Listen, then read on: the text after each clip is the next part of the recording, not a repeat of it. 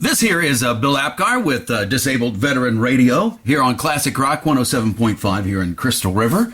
And are you stuck in your home? I guess everybody is. And today's guest, you're not going to believe this, but I was able to land the amazing Kreskin, and we're going to talk a lot of great stuff. And he's on Disabled Veteran Radio today. Sir, the amazing Kreskin, how are you? We're on the air now. That's great. I'm glad this is not a rehearsal because I love spontaneity, and I am fine. To think that we go back to 1991, do we, Bill? Yeah, that is correct, sir. That is correct. Showboat Dinner Theater, Clearwater, Florida, which is known for feathers. There's a Chick-fil-A there now. Yeah, there is a Chick-fil-A there. But the 30 years ago. The hotel that the hotel that you stayed in is still there. Right. Right. Well, I've been on the road.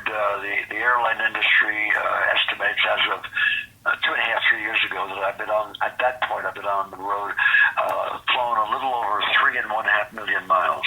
Wow. My first question is going to be why is there so much panic and fear right now with coronavirus? Well, of course, it's very, very much understandable. It's to be expected.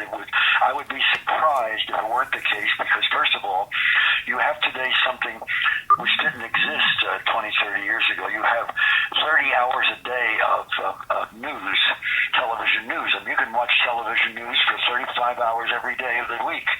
And because the other news stories have quieted down and there hasn't really been that much, they got tired of trying to impeach the president, and this story has come to light. And then to keep it going, there's always new aspects about it, new research to bring up and what have you. So my advice, by the way, and I strongly advise this because we have our news is very important, and we have access to radio and television and the internet, of course, to news from all areas. My advice is do yourself a favor. Watch only 2 news programs a day. You heard me, folks. 2 news programs a day, because if you have a constant recurrence over and over and over and over again, you're not thinking along various other lines that keep you a well-rounded person. Now, I'm 85 years old. I 2 years ago, in 1 year, between radio, television, and concerts, I did a total of 364 appearances in 1 year. I'm told that there are very few performers alive today who keep the kind of schedule I have. But at the same time, I was a kid in the Second World War. We have to realize something about that time. Yes, we had radio then, and Roosevelt spoke for a few minutes every few days and what have you, and he, along with the British who fought with Churchill, were tremendous communicators.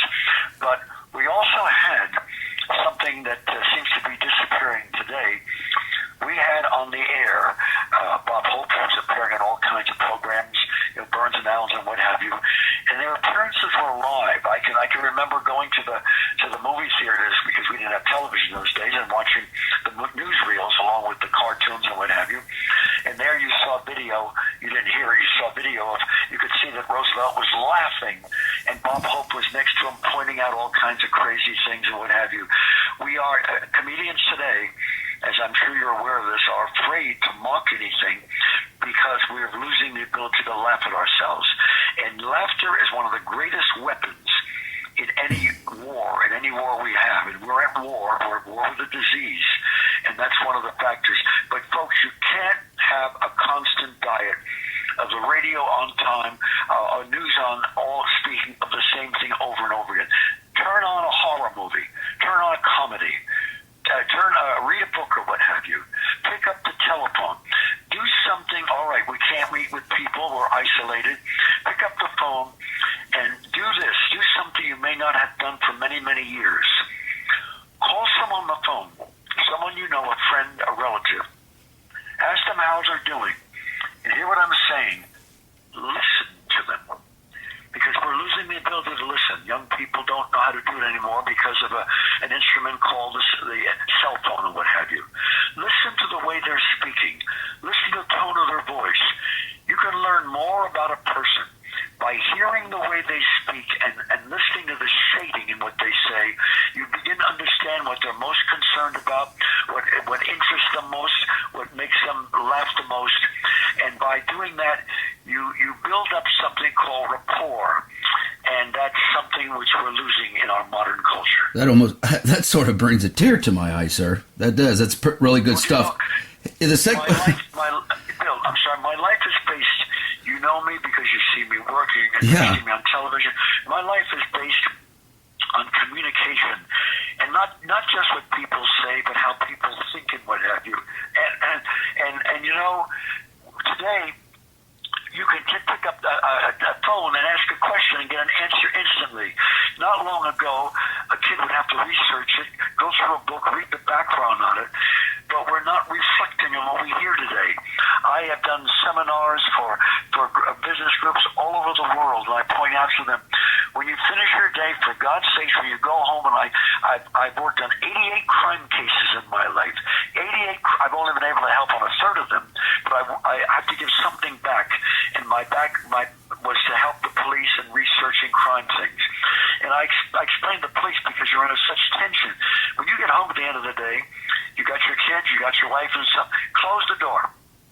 Just shut the damn door and sit by yourself alone for 10 minutes and just reflect. If you do this, by the 5th or 6th day, you'll start to think about things that you hadn't thought of for a long, long time. And that's part of our growth in the mind. Do you think the world is being turned into the Manchurian Candidate? Well, as far as the Manchurian Candidate and the use of hypnosis and all that, no, I don't. But we're becoming so used to not paying much attention and getting ideas quickly and then moving on, that we're not reflecting on things. And that's what our ability was, one of the great gifts we have. For God's sakes, reflect upon what you heard. And once in a while, express yourself, and don't be afraid. Listen, and by the way, you young folks, and by the way, if anyone who doubts me, do yourself a favor when the restaurants open again. Because I sat a month ago with some producers in a pancake house here in New Jersey, a very fine one, and I'm telling them how young people are not listening to each other anymore. And so help me God, Bill, I tell you this as God is my judge. They pointed to 4 tables in the restaurant. It was around 12:30 in the afternoon. They said, Kreskin, it's a damn shame we don't have a camera here right now. One table, there were maybe 3 teenagers, 4 tables, another table, 4 Coliseums. And Bill, I tell you, none of them were talking to each other. They all had a small little box against their ear. If you listen to a cell phone more than 2 or 3 hours a day, you are wasting part of your life. You've got to move on. Wow. Now, did you read the article that I sent over about the VA closing, putting a pause to the community care program, which what I rely on as a disabled veteran? I don't know if you... You know, I have to say something because I grew up with military in my family. My uncles were in the Second World War. Two of my uncles worked as a volunteer in fire department for emergencies for years. I was on over 200 trips to fires because he became the head of the department but never got paid. I think of all the servicemen I've known through the years, they did not have time off during other situations that were going on. When the war was being fought, there wasn't a few where they had to set aside and not give them themselves. They had to be accessible because they were sacrificing a part of their life. That's something that bothers me when I read that it's pausing for the community care. That bothers me very deeply. It does too. So maybe a congressman or a senator who's listening to the show will take note of that. So that brings me. I tell you why I hope so, because I've said this many, many times, and don't any of you misunderstand me, because I have nothing against politicians. I just wish that most of them had been on the Titanic. Huh. Say, I've noticed a spike in anger, even with myself. With all the years studying psychology and the mind, how has Kreskin controlled anger? Well, that's something that is very important in my life, because there are times when you get pissed off and disgusted and what have you. But I keep myself busy. I met years ago someone that maybe most of you folks never heard of. His name was Bishop Fulton J. Sheen. He was on television for years, and I had friends who were atheists that watched him. I had friends that were non-Catholics that watched him, and I got very close to him. And he and I both found out the same piece of information. It's this question. When I'm preparing for my once a week television appearance or the sermons on Sundays, he said, I can't sit down. I walk around. And I said, Bishop, Father Sheen, I said, that's the way I am. I move around. Bill, I'm 85 years old. Yes, sir. Last night I went jogging. I went jogging because I run 20 minutes every night of my life. I should be running myself. I do some. Bill, you don't have to run, but you got to keep active. You got to move around, and you know, if you're in a job, and we all are. Sometimes I'm on airplanes for 12 hours in a day. But even on an airplane, you got to get up every hour and walk, folks. Those of you who fly, you don't fly as much as I do, but for goodness sakes, listen to me. Don't sit with the knees curled, because today. It's incredible that you can even fit into the seats, because even the bathrooms are now made smaller so they can add more seats to the plane. You get up and walk around. If you're on a plane longer than 4 hours, you've got to walk around every hour to let yourself circulate. Not just your heart, but your brain. All right, I'm on number 5. Then after number 5, then it goes into some easy stuff. Number 5 are this. You know, I produced and worked many national syndicated radio shows and local. And are the conspiracy theory radio shows right? Is there someone behind the scenes pulling the strings, some type of one world government going on right now? Because some people believe that. Well, you know, the idea of such things, conspiracies, it takes place no matter what incident. When 9/11 took place, and I remember January 1st of that year, I was doing a lot of TV shows and news shows, because I make comments on how I feel things are going to change in the coming year and what have you. And in the middle, and I didn't talk about this for quite a while, but this was on January 1st of that year. I said in the middle of the interview, I said, I don't know why the hell I'm saying this, but here I'm sitting in New York on the air with you folks. I have an uneasy feeling in September of this year. A disaster is going to take place here in New York City involving 2 airlines. Well, after 9/11, I was interviewed by the CIA, the intelligence people, and said, Kreskin, what in the world made you say such a remark on the 1st of this year, months ago? And the truth of the matter is, I don't know. I don't, something in my unconscious, because I spend so much time with audiences. But as far as conspiracy and so forth, I think we got to realize one thing about this illness, this disease that's going on.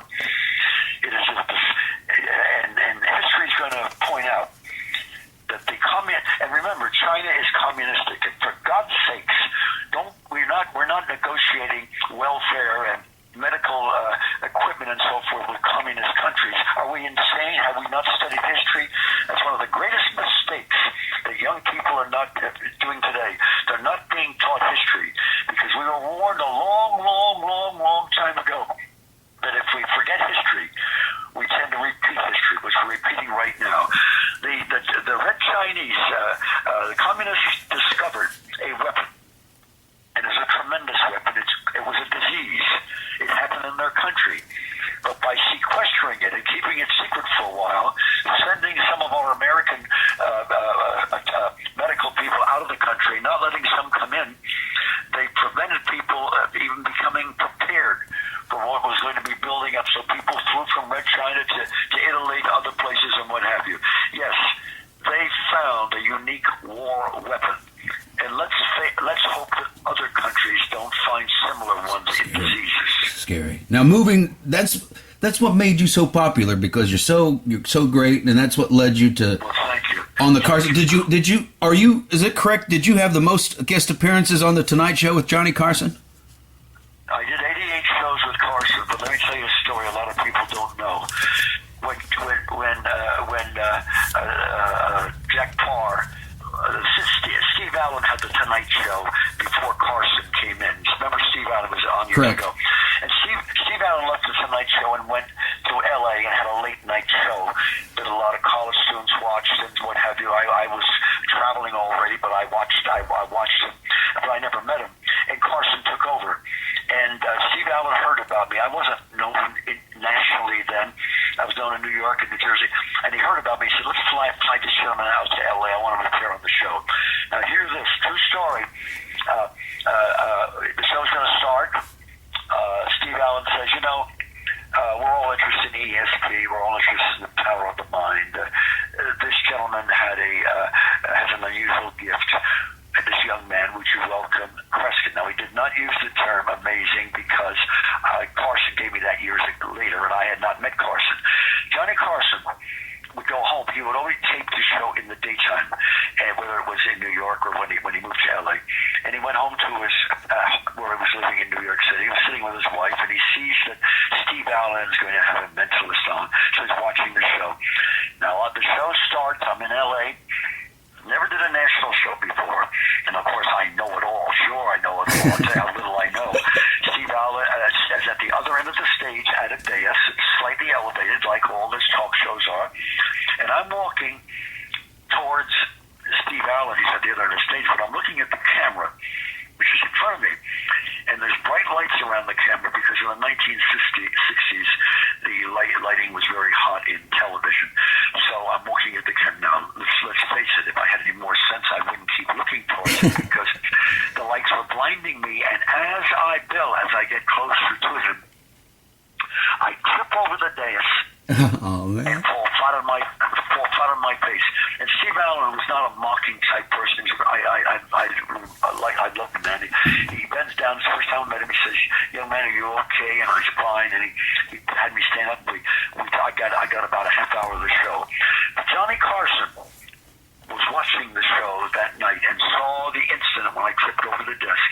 And 7 or 8 weeks later, created a character on a show called Karnak the Magnificent. And when Karnak came on with his turban, he always fell over the desk. The last show I did with Johnny, years later, because I've gone so many times, I said to him, "Johnny, thank you for, even when I'm not on, you don't let your audience forget me." He says, "Oh, the mighty Karnak." He modeled Karnak after me falling over the desk. Wow. I don't know about that story. I've never heard that story myself. That's such a fantastic story. You know, the other story that I like to hear, the one story that you tell about when you did Catalapsy with Johnny Carson. I love that story. Well, that was a very interesting thing. Understand this, that Carson had a rule that he never met. He met them before in the past, and another years. But the day of a show, if you came on his show, he did not meet you before the show. You did not come into his office or anything else because he wanted to be fresh when he saw you. And by the way, that got in the news about 2 or 3 months ago, and they did reveal that even though people didn't realize that Carson never met his guests before a show, he had 2 exceptions of people coming to his dressing room, and the exceptions were Orson Welles, and the other person was yours truly, Kreskin. So I decided, the show called me and says, "What are you going to do on this coming show?" And I told them, and they said, "Okay, Kreskin." Now I get a call about 4 or 5 days later. I said, I haven't been back on the show. I'm doing the show for every month, what have you. So I get a call, and it's not from Carson. It's from NBC. It's one of the heads of NBC. And they said, "This is Kreskin." I said, "Yes, sir. I'm on with Johnny next week." They said, "Yes, you are. You told the staff you were going to do such as..." I said, "Yes." They says, "No, you're not to do it. Listen to us, you're not to do it." Well, you don't argue with NBC or the Pope or anybody else. So I said, okay. So that's the way it's going. Now, about the weekend before I'm going to do the show, maybe Thursday or Friday, I get a call from Johnny's secretary. She says, "Kreskin, Johnny wants to talk to you. Can he call you tonight?" tonight. I said, I'm at a university here out in the Midwest. I said, I'll be back in the hotel at 10 o'clock. He says, that's fine because it's 3 hours. It's a time difference, all that jazz. He'll get a hold of you. So I'm in my hotel room. There's a telephone call from Carson, and he says, Kreskin, you're going to be on with me next Monday or Tuesday. I said, yeah. He says, NBC told you not to do this. I said, yes, I understand. He said, he had some words to describe NBC, Bill, that are four-letter words that are only in certain dictionaries. Wow. He said what he thought of NBC. He says, they can go to hell. He says, we're going to do it. Now, Johnny knows I had to see him before the show. I don't see it, but I needed to program his mind. So now, before I get to the station, I'm in my dressing room. His secretary comes to my door, and she says, Kreskin, you're going to see Johnny. I said, yes. And we're walking towards his office, and she's not acting right. She doesn't seem comfortable. I said, you okay? She says, yes. I see, and then finally I said, well, is something the matter? She says, Kreskin, we don't understand. Johnny doesn't see people before a show. I said, but he knows I need to see him. She says, I understand. It's just that he's had such a strong rule. Now I go into his room. He's sitting at a small table with a bare light bulb over because he's looking over his monologue. His monologue was everything to him. And I had him stand up. I said, Johnny, I want you to trust what I'm going to do with you. You're not going to be hurt. And I started counting, his eyes closed, and I described something was going to happen to him. Then I counted to 5 and opened his eyes. He says, Kreskin, I touch you. I trust you, so forth. Now the show, we're on the air. I'm the final guest, and I'm sitting next to him. And he says, Kreskin, you have something special you're going to do now. I said, yeah, Johnny, we should come over and walk over here. Now, we did not go through this before the show because I'd been traveling. I just programmed him mentally. He's standing there. I said, Ed, would you come over, stand by him? Doc Severn said, would you come over, stand on this side? Would you folks get 2 chairs? And they didn't know what was going on because there was no rehearsal, no script or anything. I start counting. Johnny's eyes start to close. And I said, Ed, when Johnny starts to fall, catch him. He says, are you kidding? Of course I will. So Johnny starts to sway back. Ed catches him. I said, Doc, lift him up. He's now stretched rigid. There's a chair at his feet where his head is. Put the chair under his head and shoulders. And there he's stretched between 2 chairs. And there's no trickery. There's no illusion. He's stretched between 2 chairs. Nothing in the middle of him. I motioned to Bette Midler, who's a guest on the show. Would you come over? He says, no. She says, no, Kreskin. I said, I'd like you to come over. She says, no. And by the way, weeks later, I had dinner with her in New York. She says, I was scared out of my wits. So finally, one of the producers says, and Ed McMahon says, come over here, Deb. She comes over, and I said, I want you to sit on the middle of him. And she looks at me like I'm insane. I said, please sit. We'll be praising. And she sat, lifted her legs up. Nothing under the middle of him. That picture, by the way, was in the centerfold of Parade magazine. A month or so later, it was all over the world because it was so dramatic. Now we finally lift her off. I stand Carson up, and I start counting 5 back to when his eyes open, and he's now able to relax. And he says, Kreskin, I would have sworn it was a baby you put on me. And that was Bette Midler. And by the way, every once in a while, he would give a look towards a couple of men sitting off to the side of the groups that were the guests on the show. They are not on the show, but they were men, and he'd give them a dirty look. They were members of NBC, and he wanted to get back at them. Who was all the guests on that show that day? Well, I can't even tell it right now. I can't because it's so legendary that Bette Midler was the key because she was terrified. She was sitting on him, and she said when I had dinner with her a few month or 2 later in New York, she said I was terrified. And then when you told me to lift my legs up, and I'm sitting on the center, she said I was afraid to break his back. But it shows you, Bill. It showed you how powerful the mind can be. And I'm proud to this day to be able to say that Carson trusted me because he. Oh, and incidentally, side story that you don't know about. Jimmy Fallon, who's on now in the Tonight Show. That's a Tonight Show on NBC. I'll give you a Jimmy Fallon story after you tell me yours. Yeah, all right, okay. When I came on the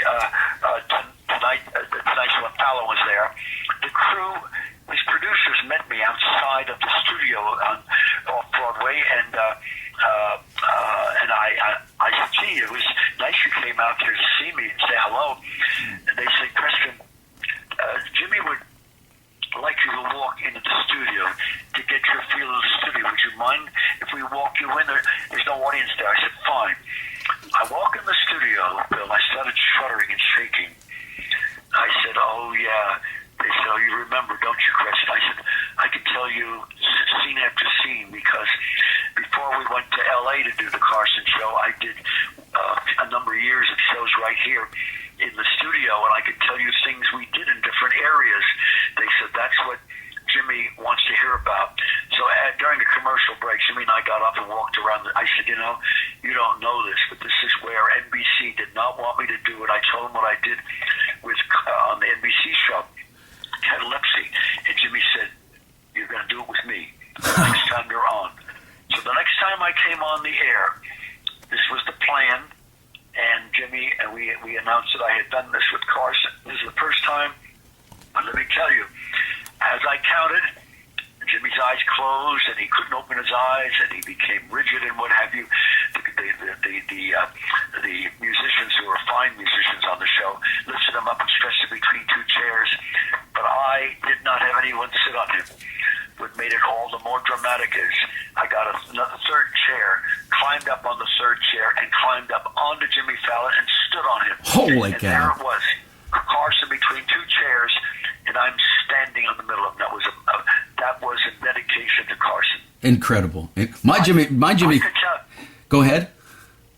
You were going to tell me. What was the story you were going to tell me? Oh, I've worked at many national syndicated shows, and the place that I worked is called Here's to Your Health with Deborah Ray and Dr. Donald Carew. Their secretary, her name was Barbara Neves, and that's Jimmy Fallon's aunt, his dad's sister. And I worked. Are you kidding? It was his relative? Yeah. This is a small world, you know. By the way, I could talk to you for hours. I know. That's great. It's good stuff. That's good. I got a lot of good stuff here for 35 minutes. But you know, I won't say. Let's not say goodbye because in the spirit of broadcasting, we got to think to be continued. That's the real philosophy that I have learned in broadcasting all my life. This is Kreskin. Now, of course, you know me as the amazing Kreskin. And your thought process should be to listen to Disabled Veteran Radio. That's with Bill Apgar on Classic Rock 107.5 Crystal River. Man, that's great. Bill, the next time you interview me, I'll be totally sober. Not that I drink, I just start rumors, that's all. All the best. May God bless, sir.